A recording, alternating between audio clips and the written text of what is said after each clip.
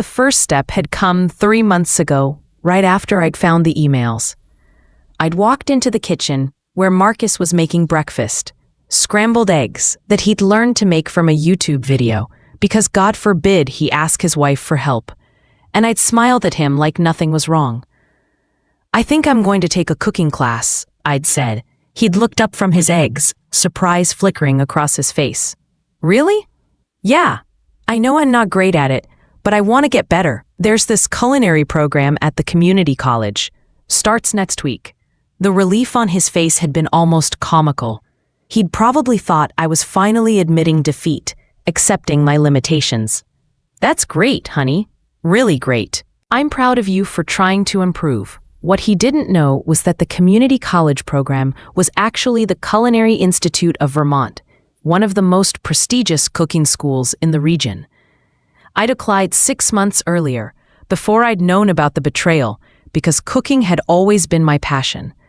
I'd been accepted with a partial scholarship based on a portfolio of recipes I'd been developing for years.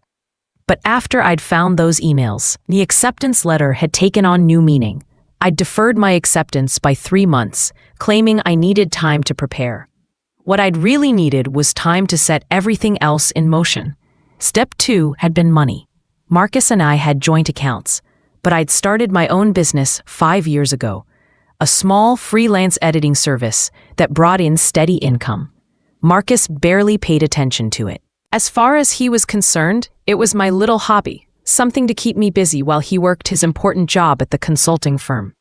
What he didn't realize was that my little hobby had been generating $60,000 a year for the past 3 years. I'd been saving it, investing it, watching it grow. It was all in an account he didn't know about, in a bank across town where he'd never think to look. With that money as seed capital, I'd started making calls. I'd reached out to suppliers, real estate agents, contractors, and lawyers. I'd researched commercial kitchen equipment, health permits, business licenses, and insurance policies. I'd learned about profit margins and overhead costs and marketing strategies. And I found the perfect location, a beautiful old building on Main Street, right in the heart of downtown, with exposed brick walls and high ceilings and big windows that let in gorgeous natural light. It had been a furniture store that went out of business, sitting empty for 6 months. The owner was desperate to lease it.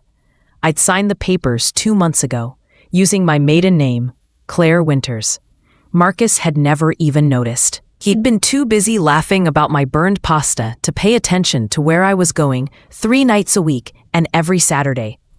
Too busy planning his next comedy routine with my family to ask why I'd been so tired lately, why I'd been spending so much time on my laptop, why I'd been making mysterious phone calls in the car. Step 3 had been the hardest. I'd learned to cook, really cook, not just follow recipes, but understand food on a fundamental level. I'd studied under Andrew Hammond, a retired chef who'd worked in Michelin-starred restaurants across Europe before retiring to Vermont. I'd met him at a farmer's market where he was selling vegetables from his garden, and we'd started talking about heirloom tomatoes. Before I knew it, I was in his kitchen 3 times a week, learning techniques that most people spent years in culinary school to master. Andrew didn't care that I'd burned pasta. He cared that I was willing to learn, to fail, to try again.